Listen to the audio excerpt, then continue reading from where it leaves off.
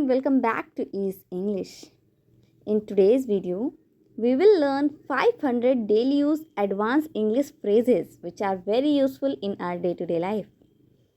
To be a fluent speaker, you have to watch the whole video and do practice with me. Guys, this is Vani Yadav and you're watching me on Ease English. Before going to start the video, I request you all, if you are new in the channel, then do subscribe to the channel. And if you are already a subscriber, then hit the like button and share the video as much as possible. So without further ado, let's dive into the sentence. First sentence. इतनी ऊंची तो नहीं होनी चाहिए. English में कहेंगे it shouldn't be this high pitched. It shouldn't be this high pitched. For example, आप और भाई रूम में झगड़ा कर रहे हो बहुत तेज़ आवाज़ में, तो मम्मा आती हैं और बोलती हैं क्या हो रहा है. आप बताते हो कि मैम मम्मा बस हम लोग बहस कर रहे थे ऐसे ही. तो मम्मा कहती हैं कि इतनी ऊंची आवाज़ में, इतनी ऊंची आवाज़ तो नहीं होनी चाहिए. तो अगर मम्मा को ये कहना है इतनी ऊंची तो नहीं होनी चाहिए साउंड के सेंस में, तो उन्हें कहना है it shouldn't be this high pitched. Next sentence, थोड़ी नीची होनी चाहिए. बोलेंगे it should be lower.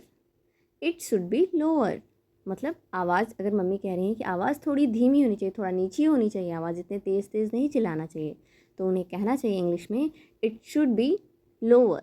Next sentence, उम्मीद है बहुत तेज़ नहीं है. इंग्लिश में कहेंगे hopefully it's not too loud.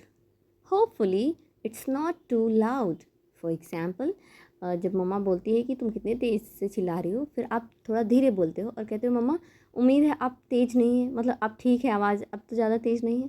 तो अगर ये कहना है कि उम्मीद है बहुत तेज़ नहीं है, मतलब आवाज़ अब तेज़ नहीं है, तो इंग्लिश में कहिए hopefully it's not too loud. Next sentence, मुझे नहीं पता अब मैं इसके लिए तैयार हूँ या नहीं. इंग्लिश में कहेंगे I am not sure if I am down for this any more. I am not sure if I am down for this any more.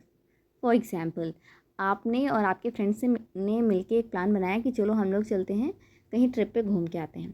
तो पहले तो सारे रेडी थे, फिर सडनली आपका एक फ्रेंड कहता है यार मुझे नहीं पता मैं इसके लिए रेडी हूँ या नहीं, मतलब मैं खुद डिसाइड नहीं कर पा रहा हूँ कि मुझे जाना है या नहीं जाना है. तो अगर ऐसी बात आपको इंग्लिश में कहनी है तो आप कहिए I am not sure if I am down for this any more. Next sentence, बस वो करो जो मैं कहता हूँ. इंग्लिश में कहेंगे जस्ट डू व्हाट आई से. जस्ट डू व्हाट आई से.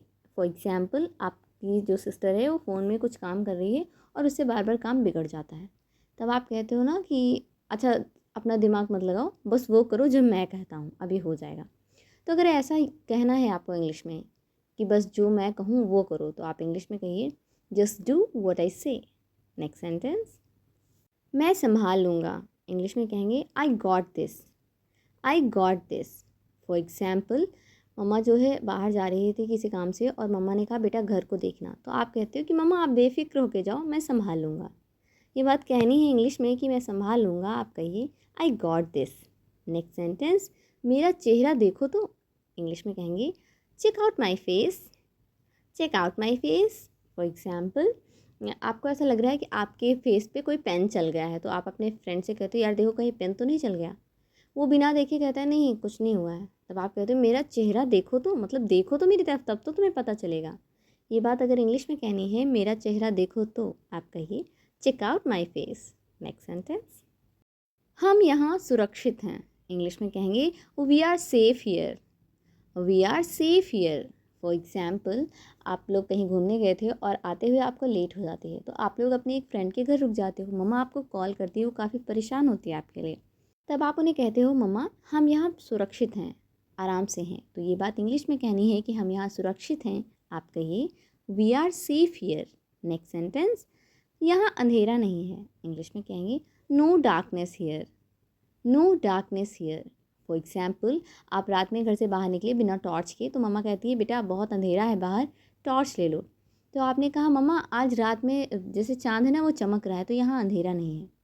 अगर ये कहना है कि यहाँ अंधेरा नहीं है, आप कहिए no darkness here. Next sentence, जब तक हम यहाँ रहेंगे सब ठीक रहेगा. इंग्लिश में कहिए as long as we stay put we are good. As long as we stay put we are good.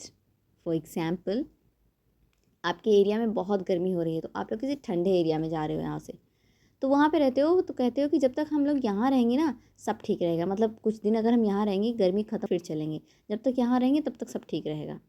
तो ये बात इंग्लिश में कहनी है तो आप कहिए, as long as we stay put we are good.